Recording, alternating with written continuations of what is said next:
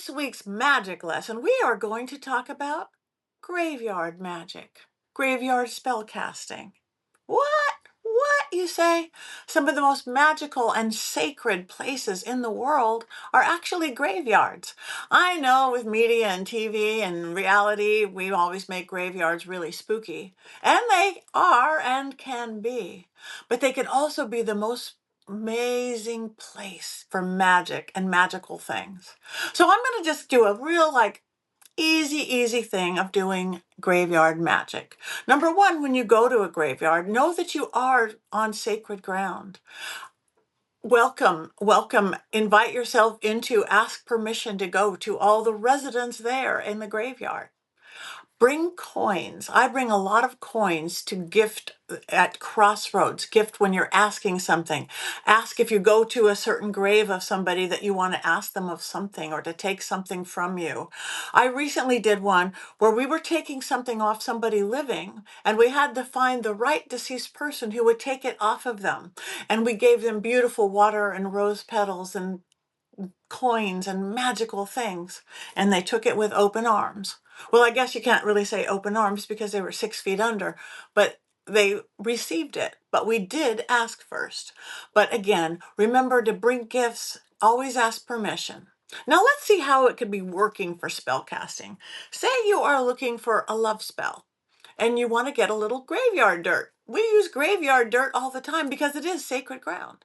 So if you're doing love magic, and you would want to find a grave of somebody who said, happily married for 50 years, John and Betty, or whatever their name is. I would find something, fell in love, 15 kids, 15 grandkids, whatever that is. I would find a grave that you're drawn to, use your intuition. And then when you get there, again, ask their permission. May I have a little bit of your graveyard dirt to take home for my spell working? Not a lot. Don't bring a shovel, bring a spoon. Bring a little spoon. And if they give you permission, take a little tiny bit of that, bring a baggie or something, because you got to be careful. Put it in. I leave them gifts. You could leave them coins, marbles, crystals, flowers, all sorts of things, and thank them. Now, what if you were doing a protection spell? Who would you want to go to? Somebody who was perhaps in the service, or a policeman, or a high-ranking army officer, or somebody who's really into security.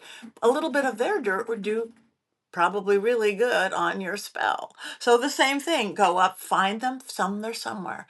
Ask them their permission to take a little bit, a spoonful of dirt, and use it in your spell working, either on your candle work or in your mojo bag or in anything that you're working on. Now, when you get to a graveyard, if you can, find the first person buried there. Some graveyards are marked, some are not. That is the keeper of the graveyard. Ask their permission first. Hello, so-and-so who was buried here in 1772 or 1965 if it's a new thing. And ask their permission. They are the keepers of the grave, if you can find them. But if not, just ask permission of who you're working. What if you're doing a money spell? Find the richest, most fancy tombstones and things that you have. They're probably somebody who had money. A little bit of their dirt will go a long way in your spell working. So graveyards don't always have to be spooky and scary. They are a place of sacredness. They are a place of magic. And use that in your spell working.